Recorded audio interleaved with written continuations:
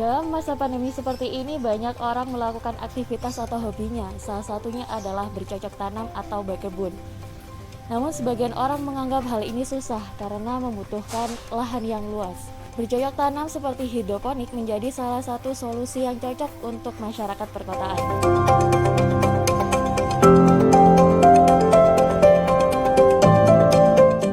Nah, kali ini saya akan berbincang-bincang dengan salah satu petani hidroponik yang ada di kota Surabaya. Selamat pagi, Pak. Ya, pagi, Mbak. Sekarang Bapak sedang apa ya, Pak? Ya, ini saya tadi lagi perawatan untuk tanaman mint. Sekarang habis panen, kemudian ada yang lupa tidak dikembalikan, sehingga akarnya kering dan dia layu. Kemudian setelah ditaruh ke sini, nanti ini masuk ke pelayu, kita coba buang ya, yang layu-layu ini, dan ini nanti kita keringkan untuk jadikan produk olahan teh. Yang ini, sementara yang layu di sini nanti akan tetap tumbuh. Setelah tumbuh itu kita stek baru lagi, kita bikin yang baru-baru seperti ini. Kalau sudah ada akarnya kita taruh di sini lagi, kemudian dia sudah tumbuh dengan sendirinya. Itulah mudahnya hidroponik aslinya. Ya, Pak, kan ini tanaman mint gitu ya, Pak ya? Ya. Kira-kira berapa lama nih proses untuk panen kayak gitu? Kalau untuk tanaman mint sendiri aslinya paling cepatnya itu kita mulai dengan cara menyeteknya. Kalau untuk memperbanyak, kita stek seperti ini, kita buang daun bagian bawahnya, kita taruh ke media tanam ya. Media tanamnya kita dari ropul ya, ropulnya seperti ini, kita tancapkan saja di mana daun yang kita buang tadi itu nancap seperti ini. Kemudian dibiarkan kisaran 2-3 hari, nanti dia berubah akar. 2-3 hari tersebut itu tidak usah kena sinar matahari langsung, supaya ininya tidak terlalu layu. Nanti setelah muncul akar, jadinya seperti ini, baru nanti kita taruh ke dalam aliran. Mint ini sangat mudah kok. Area perkotaan biasanya kan jarang cahaya ya kan ya, jarang cahaya. Yang biasanya kalau tanaman sayur-sayuran itu kisaran 6-8 jam. Kalau dan mint ini cukup kisaran 2-3 jam itu kena sinar matahari langsungnya dia bisa tumbuh. Dan mint ini sangat banyak sekali manfaatnya. Sayur bagian yang paling mudah itu kan kangkung, tebar gitu aja sudah tumbuh. Nah, daun mint juga sama, yang penting dia kena air dia sudah bisa tumbuh. Itu kalau daun mint. Ya, selain daun mint nih, Pak, selain daun mint, kangkung, kan di sini ada apa aja, Pak, kalau boleh tahu? Ya, selain daun mint, kita aslinya fokusnya di tanaman yang lebih cepat untuk dipanen. Kangkung ya, contohnya kangkung. Kemudian ada pakcoy yang sebelah sini, jalan kita sebelah sini ini ada pakcoy. Ya, ini ada pakcoy seperti ini pakcoy. Ini Pak. Nah, boleh dikasih tahu nih, Pak, cara merawat hidroponik itu bagaimana sih, Pak? Ya, cara merawat hidroponik itu aslinya seperti ini tanaman. Ya.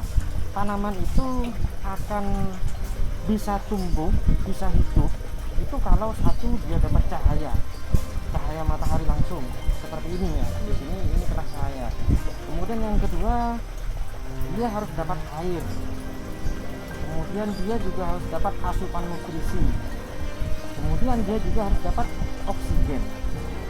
Nah, nanti kalau di hidroponik pupuknya itu atau nutrisinya dijadikan satu di dalam tandon. Seperti ini contohnya, ini sistemnya DFT. DFT itu sistem tertutup. Air yang di tandon itu dikasih pupuk. Kemudian air yang di tandon dipompa, dimasukkan ke alirannya ini. Ini aliran inputnya. Aliran input. Aliran input ini nanti akan masuk pada guli, air mengalir. Air mengalir ke sana. Nah, otomatis akar yang ada di sini itu akan kena pada nutrisi, sehingga dia udah bisa menyerap. Nah, kalau sudah bisa menyerap, sudah dia akan hidup. Aslinya mudah sekali.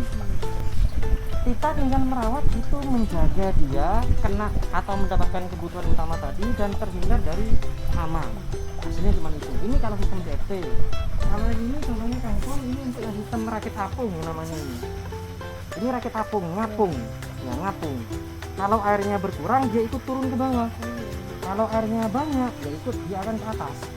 Itu kalau rakit apung. Kemudian yang kayak gini, ini di sini sistemnya NFT. Natrium film teknik. NFT ini alirannya tipis. Ya, alirannya tipis. Kemudian posisinya miring, datar dia semakin tipis aliran, dia akan semakin mampu mengikat oksigen. Ada lagi sistem yang paling mudah aslinya. Iya. Kalau untuk pekarangan rumah misalkan ya. Ya Pak, boleh dikasih tahu nih gimana sih cara sederhana buat kita gitu. Ya, Kalau kalau menanam yang paling mudah itu tanpa pakai power atau listrik ya, pakai sistem wick biasanya. Ini kebetulan ada botol bekas ya, botol bekas air mineral. Kemudian ini juga ada tanaman. Kita coba bagaimana sih cara membuat media di rumah. Iya, Kan betul. seperti itu. Yang paling mudah itu, yang terpenting adalah proses menyemainya dulu. Pembibitan dari biji itu butuh waktu kisaran 2 minggu ya. Ini dari biji ini dari biji, sehari semalam ditaruh di dalam dulu. Yang penting bijinya ditaruh ke media rockwool ini, kemudian dikasih basah, dikasih air ya sampai dia lembab. Sehari semalam dia pecah. Setelah pecah harus kita jemur. Itu ditunggu kisaran sampai 2 minggu. Kalau 2 minggu sudah daun 4, anggap ini daun 4 ya. Oh, ini sudah ada yang 2 minggu. Kebetulan ada teman-teman yang juga belajar kemarin ke sini. Hasil semainya teman-teman ini 2 minggu. Belum sih 1 minggu ini masihan, tapi sudah ada yang daun 4. Kalau sudah tumbuh tanaman seperti ini nanti kita pindahkan ke media. Iya. Nah, cara membuat medianya sangat mudah. Kalau pengen tanpa pompa, ini botol bekas, ini kita pisah, kita belah jadi 2. Kita belah jadi 2 dulu. Kita gunting aja. Kayak gini. Kemudian yang ini nanti jadi wadah airnya, yang ini nanti jadi wadah tanamannya. Kita bentuk seperti ini. Nah, ketika airnya sedikit misalkan ya, kita pakai bantuan dari kain flanel ini sebagai sumbu. Ini namanya sistem wick. Caranya mudah, caranya seperti ini. Ini kita tinggal masukkan ke sini ya. Kemudian kita ambil tanaman yang sudah siap. Contohnya seperti ini, kemudian kita taruh di sini. Setelah kita taruh di sini, sudah. Ini tinggal kita isi air, tambahkan nutrisi ke airnya, taruh di sini. Yang penting nanti ininya dicat, bagian wadah ini dicat. Kenapa itu Pak kalau Jangan sampai dicat? transparan intinya. Iya. Kalau transparan nanti suhunya mudah naik. Kemudian yang kedua akan muncul lumut. Itu akan mengganggu perakaran. Akan mengganggu perakaran sehingga tanaman mudah layu dan sebagainya. Kalau ini kita cat, kita tutup seperti ini, minimal tidak tembus cahaya.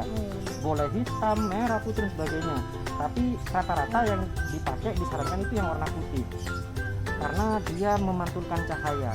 Kalau kuning dia mengundang hama malah. Misalnya seperti itu. Sehingga warna itu yang penting intinya gelap lah, tidak tembus cahaya. Kemudian nanti setiap harinya itu harus diperiksa. Kalau airnya kurang ditambah air, kalau pupuknya kurang ditambah pupuk. Caranya ya ditaruh ke bak, diaduk, itu diukur, disetting, kemudian diisikan ke sini lagi, baru tanaman ditanam lagi. Sangat mudah sekali aslinya. Ingat, daripada kita beli tanaman di pasar yang tidak kita ketahui apakah itu disemprot dengan pestisida yang berbahaya, misalkan yang meninggalkan residu, mending kita tanam untuk kegiatan sehari-hari. Kita lihatnya seneng, lingkungan kita juga hijau, Jadi kita bisa hasil mengatur- panennya kita makan, Iya betul. sehat seperti itu. Karena Iya, karena kita yang buat sendiri gitu. iya, kita lebih yakin lah istilahnya seperti Iya. itu.